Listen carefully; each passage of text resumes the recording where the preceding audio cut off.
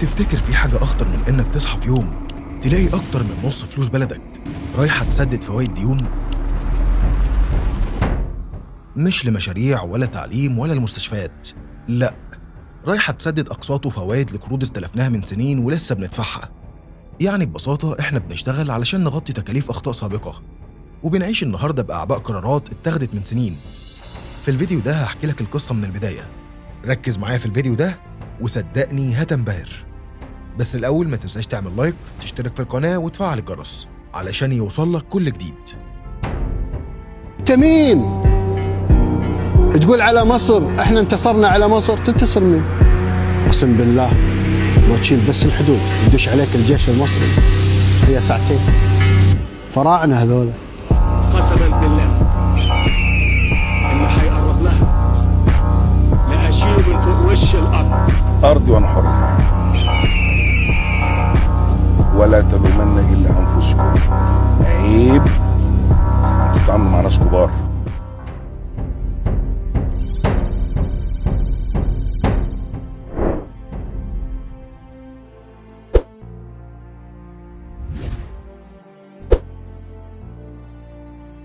سنة 1863 الخديوي إسماعيل استلم الحكم، وكان بيحلم إن مصر تبقى قطعة من أوروبا.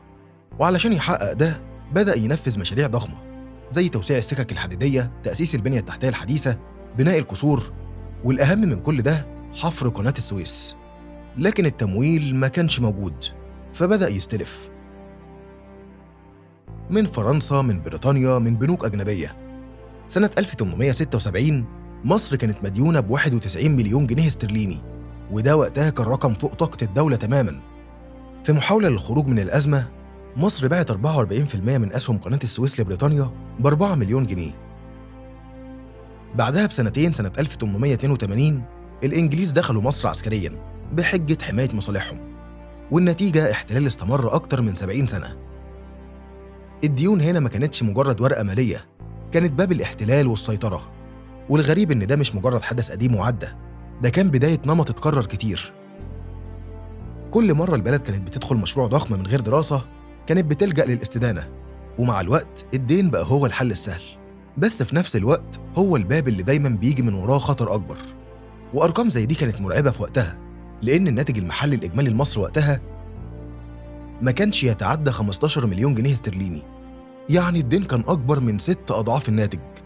بالمقارنة لو طبقنا النسبة دي على النهاردة يبقى زي ما يكون كده مصر مديونة ب50 تريليون جنيه حالياً.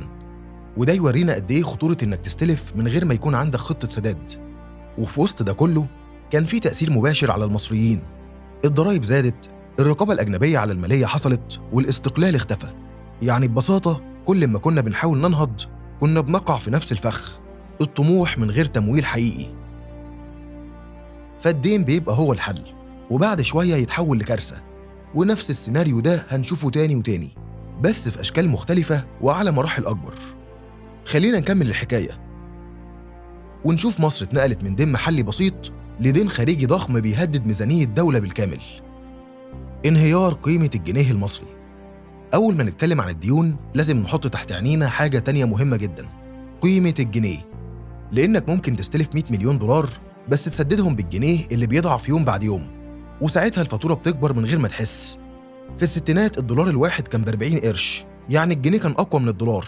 وده ما كانش مجرد رقم، ده كان بيعكس قوة الاقتصاد المحلي، وإن البلد كان فيها إنتاج زراعي وصناعي حقيقي. لكن من أول السبعينات ومع سياسة الانفتاح بدأت مصر تعتمد أكتر على الاستيراد، وبدأت العملة تفقد قيمتها تدريجياً. في الثمانينات الدولار بقى ب70 قرش، وفي التسعينات وصل ل3 جنيه و40 قرش. بعدها في 2003 حصل أول تعويم جزئي للجنيه، والدولار بقى ب5 جنيه و30 قرش. لكن الكارثة الحقيقية كانت في 2016 لما الدولة قررت تعمل تعويم كامل للجنيه، وفجأة الدولار طلع من 8 جنيه و80 قرش ل 18 جنيه في أقل من شهر. وفي 2023 الدولار تخطى 30 جنيه ووصل ل 40 جنيه في السوق السوداء. يعني من 1960 لحد النهاردة الجنيه فقد أكتر من 98% من قيمته. وده معناه ببساطة إن لو الدولة عندها دين خارجي ثابت فهي بتدفعه بالجنيه اللي قيمته بتقل، وده بيخلي كل دفعة دين أغلى من اللي قبلها. التأثير ده مش بيبان في دفاتر الحكومة بس، لكن بيبان في السوق. المواطن العادي بيشوفه في سعر الرغيف وفي فواتير الكهرباء وفي ثمن المواصلات، وكل ما الجنيه يضعف الدين يكبر والحياة تغلى. تطور الدين من 2011 ل 2024. خلينا نرجع بيك ليوم بعد الثورة سنة 2011. مصر كانت خارجة من حالة عدم استقرار سياسي، والمؤسسات الاقتصادية كانت شبه واقفة. السياحة، واحدة من أكبر مصادر الدخل القومي، تراجعت بنسبة أكتر من 80%، وتحويلات العاملين بالخارج بدأت تنخفض، والاستثمار الأجنبي هرب، واحتياطي النقد الأجنبي نزل من 36 مليار دولار لأقل من 15 مليار. الدولة كان لازم تلاقي حل علشان تدفع مرتبات وتمول دعم السلع وتسد عجز الموازنة اللي كان بيتزايد كل سنة، وكانت البداية إننا نستلف. سنة 2012 الدين الخارجي لمصر كان حوالي 34.8 مليار دولار، لكن مع بداية 2014 ومع سياسة التوسع في المشروعات القومية ابتدينا نشوف طفرة في أرقام الدين. مشروعات زي العاصمة الإدارية، شبكة الطرق، الكباري، محطات الكهرباء العملاقة، مشروع 1.5 مليون فدان، كلها كانت محتاجة تمويل ضخم. وفي الوقت اللي الموارد كانت محدودة تم الاعتماد بشكل كبير على القروض، سواء من دول الخليج أو من مؤسسات دولية زي صندوق النقد الدولي والبنك الدولي، أو حتى من إصدار السندات في الأسواق العالمية. الدين الخارجي ارتفع من 46 مليار دولار في 2014 ل 165 مليار دولار في 2024، يعني تقريباً زاد بنسبة 258%، وده في 10 سنين بس. أما الدين المحلي فزاد من حوالي 1.8 تريليون جنيه في 2014 لأكثر من 5.3 تريليون جنيه في 2024، يعني إجمالي الدين العام داخلي وخارجي عدى 7.2 تريليون جنيه، وده رقم مهول بالمقارنة بإجمالي الناتج المحلي اللي حوالي 8.5 تريليون جنيه. يعني إحنا بنتكلم إن حجم الدين بيقرب من 85% من حجم الاقتصاد كله، وده بيدخلنا في منطقة خطر لو استمر بنفس الوتيرة. والأخطر من كده إن خدمة الدين، يعني الفوائد والأقساط اللي بندفعها سنوياً، بقت بتمثل أكتر من نص الموازنة العامة للدولة. يعني من كل 100 جنيه الحكومة بتحصلهم، أكتر من 50 جنيه بيروحوا للديون، والمواطن بقى يحس ده في شكل نقص خدمات، تقشف، ارتفاع ضرائب، أو تأجيل مشروعات كانت ممكن تحسن معيشته. يعني من الآخر الدين بقى مش مجرد رقم في دفتر، ده بقى حمل يومي بنشيله كلنا.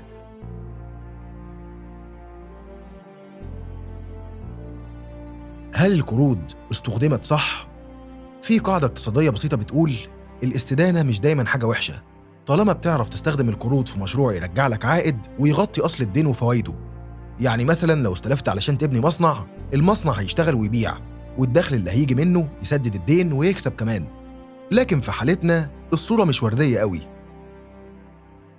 نسبة كبيرة من القروض اللي خدناها بعد 2014 ما راحتش لمشروعات إنتاجية حقيقية، أو على الأقل مش كلها. جزء كبير جدا منها راح لتغطية عجز الموازنة. يعني الدولة كانت بتستلف علشان تدفع مرتبات موظفين، أو تمول دعم السلع، أو تسد مصاريف يومية. تخيل كده سنة 2023 الدولة دفعت حوالي 1.3 تريليون جنيه على شكل فوائد بس للديون اللي عليها. الرقم ده يمثل أكتر من 54% من إجمالي الموازنة العامة، يعني أكتر من نص فلوس الدولة راح لفوائد، مش حتى الأصل دين. طب والباقي من الموازنة؟ التعليم بياخد حوالي 185 مليار جنيه بس، وده رقم قليل جدا مقارنة بعدد الطلاب اللي بيزيد كل سنة. الصحة بتاخد حوالي 130 مليار، ومفيش مستشفى حكومي تقريبا مش محتاج تطوير. والبحث العلمي بياخد أقل من 25 مليار، يعني اللي المفروض يستثمر في مستقبل البلد بياخد أقل من 10% من اللي بندفعه كفوائد ديون. والمشكلة التانية إن المشروعات اللي اتعملت بالقروض زي العاصمة الإدارية أو محطات الكهرباء أغلبها مش بيجيب عائد مباشر وسريع. يعني ممكن تكون مشاريع مهمة على المدى الطويل، لكن في الوقت الحالي ما بتدخلش فلوس كفاية تسد القروض اللي اتاخدت علشانها. وفي نفس الوقت نسبة كبيرة من الشعب مش حاسس بعائد المشروعات دي، وده بيزود الغضب العام والإحباط. يعني من الآخر المشكلة مش إننا استلفنا، المشكلة إننا صرفنا من غير ما نعرف هنرجع منين. مؤشرات الخطر الاقتصادي. الاقتصاد زي جسم الإنسان، له مؤشرات بتقولك أنت سليم ولا لأ. ومصر دلوقتي عندها أعراض مقلقة جدا، والأرقام هي اللي بتتكلم. خلينا نبدأ بخدمة الدين الخارجي، يعني الفوائد والأقساط اللي بنسدها على القروض الخارجية بس. في سنة 2024 المبلغ ده وصل ل 33 مليار دولار في سنة واحدة، رقم ضخم جدا، خصوصاً لما تعرف إن احتياطي النقد الأجنبي كله في البنك المركزي حوالي 35 مليار دولار. يعني اللي بندفعه على الديون تقريباً بيساوي كل الاحتياطي النقدي اللي معانا، وده بيخلي البلد ماشية على حبل مشدود. أي أزمة مفاجأة ممكن تخلينا نقع. ندخل على الصادرات. مصر بتصدر سنوياً حوالي 45 مليار دولار، منهم 25 مليار صادرات بترولية وغاز و20 مليار صادرات غير بترولية. يعني لو شلنا البترول اللي سعره مش ثابت ومش في إيدينا، فاحنا دخلنا الحقيقي من التصدير محدود جداً، وفي نفس الوقت بنستورد بحوالي 80 مليار دولار في السنة. يعني عندنا عجز في الميزان التجاري يقارب 35 مليار دولار. ده معناه إن احنا بندفع عملة صعبة أكتر بكتير من اللي بندخلها، وعلشان نعوض الفرق بنستلف من بره. وزي ما قلنا مش بس بنستلف، احنا كمان بنستلف بفوائد عالية، خصوصاً لما نلجأ للسندات الدولية اللي ممكن توصل فايدتها ل 11%، زي اللي حصل في آخر إصدار سنة 2023. نسبة الدين العام للناتج المحلي كمان مش في الوضع الآمن. صندوق النقد الدولي بيعتبر أي دولة توصل نسبة دينها ل 60% من الناتج المحلي تدخل منطقة الخطر، وإحنا دلوقتي حوالي 85%. كمان في مؤشر خطر تاني، نسبة خدمة الدين من إيرادات الدولة. يعني من كل 100 جنيه بتكسبهم الدولة من الضرائب والرسوم، حوالي 54 جنيه بيروحوا الفوائد وأقساط ديون، والباقي ما بيكفيش حتى الحاجات الأساسية. والنتيجة تقشف، ضرائب جديدة، تقليل دعم، وتأجيل مشاريع حيوية. يعني باختصار المؤشرات كلها بتقول إن الوضع صعب، وإن لو ما خدناش خطوات حقيقية وسريعة ممكن نوصل لنقطة مش هنرجع منها بسهولة. خطر السندات الدولية. خلينا أشرح لك يعني إيه سندات دولية بطريقة بسيطة. السندات هي ورقة بتقول فيها للمستثمر الأجنبي اديني فلوس دلوقتي وهسددها لك بعد عدد معين من السنين بفايدة سنوية متفق عليها. وده ممكن يكون مفيد جدا لو البلد في وضع اقتصادي قوي وعندها خطة واضحة للسداد. لكن المشكلة في حالة مصر إن السندات اللي الدولة أصدرتها كانت بفوائد عالية جدا، وصلت في بعض الإصدارات ل 10.8%، وده رقم كبير جدا بالنسبة لأي اقتصاد. يعني كل مليار دولار الدولة بتستلفه عن طريق السندات بتدفع عليه حوالي 109 مليون دولار فوائد سنويا، وعلى مدار 5 أو 10 سنين ده بيبقى مبلغ ضخم جدا بيزيد العبء على الموازنة.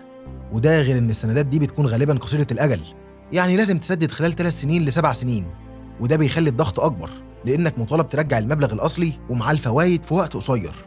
والمشكلة كمان إن المستثمرين اللي بيشتروا السندات دي عارفين إن الاقتصاد فيه مخاطرة، فبيضغطوا على الدولة علشان ياخدوا فوائد أعلى. يعني باختصار بدل ما نستلف من جهات بفوائد أقل زي صندوق النقد أو البنك الدولي، لجأنا لحل سريع لكن مكلف جدا. والأخطر من كده إن أكتر من 70% من ديون مصر الخارجية بالدولار أو اليورو،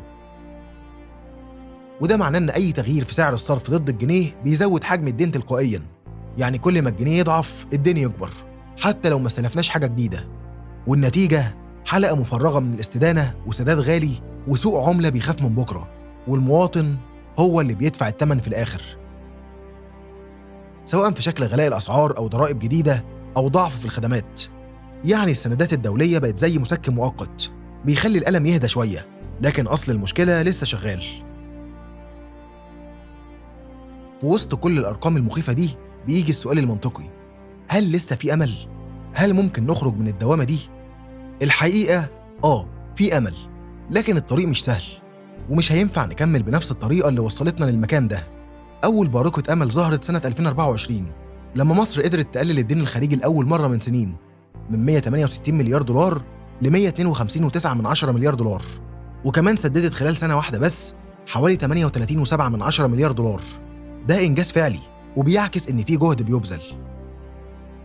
لكن هل ده كفاية؟ لأ، لأنك لو بتسدد من غير ما توقف النزيف من الأساس فأنت لسه في نفس الدوامة. يعني مثلا لو عندك حنفية مكسورة وبتنقط، مش كفاية تمسح الأرض كل شوية، لازم تصلح الحنفية. والحنفية هنا هي نمط الاقتراض، ضعف التصدير، قلة الإنتاج، والتوسع في الإنفاق بدون عائد واضح. يعني لو مش هنغير شكل اقتصادنا من جذوره فكل خطوة إيجابية هتضيع وسط السيولة اللي خارجة. الأمل الحقيقي هيجي لما نعمل التالي: نرفع الصادرات ل 60 أو 70 مليار دولار في 5 سنين، نقلل الاستيراد تدريجياً خصوصاً في المنتجات اللي ممكن تتصنع محلي، نوقف المشاريع اللي مش بتضر عائد مباشر أو نراجع جدواها، ندمج الاقتصاد غير الرسمي اللي بيوصل ل 60% من النشاط، وده لوحده ممكن يدخل للخزينة عشرات المليارات، نعمل خطة زمنية لإعادة هيكلة الدين، ونتفاوض على مد أجل السداد أو تقليل الفوائد. والأهم من ده كله إن الشعب يبقى شريك في القرار، يفهم اللي بيحصل ويتحمل مع الدولة الخطوات الصعبة لكن العادلة. يعني الأمل موجود، لكن محتاج قرارات حقيقية مش مسكنات. محتاج نشتغل، نصدر ونخطط، مش نستلف ونصرف وبعدين نستغرب النتيجة. اللي جاي في إيدينا، بس لازم نتحرك دلوقتي. تأثير الديون على السياسة الخارجية. اللي بيقول إن الاقتصاد والسياسة مش مرتبطين يبقى مش فاهم اللعبة صح. في عالم النهاردة اللي بيمولك يقدر يتحكم فيك حتى من غير ما يرفع سماعة التليفون. تعال نبص على مصر مثلا. لما تبقى مديون لدول أو مؤسسات دولية بيبقى صعب جدا تاخد قرارات حادة أو مستقلة، خصوصا في ملفات حساسة. خلينا اديك مثال. سد النهضة. مصر عندها أزمة وجودية مع أثيوبيا بسبب السد، بس في الوقت نفسه في علاقات اقتصادية بتمتد لجهات دولية ليها مصالح في الطرفين. يعني أي تحرك مصري لازم يتحسب له 1000 حساب علشان ما يزعلش جهة ممولة أو يعرضنا لعقوبات اقتصادية. نفس الشيء مع ملفات زي الأزمة الليبية أو الوضع في غزة أو العلاقات مع أمريكا والصين وروسيا. كل قرار سياسي كبير بيبقى مربوط بسؤال بسيط: هل ده ممكن يضر تمويل معين أو يخلي جهة دولية توقف قرض؟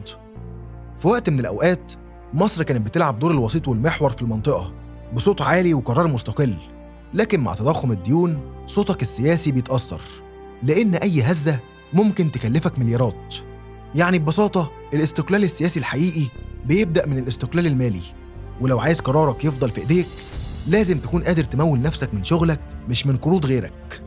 وده واحد من أخطر تأثيرات الديون اللي بنشوفها في الميزانية لكن بنعيشها في السياسة.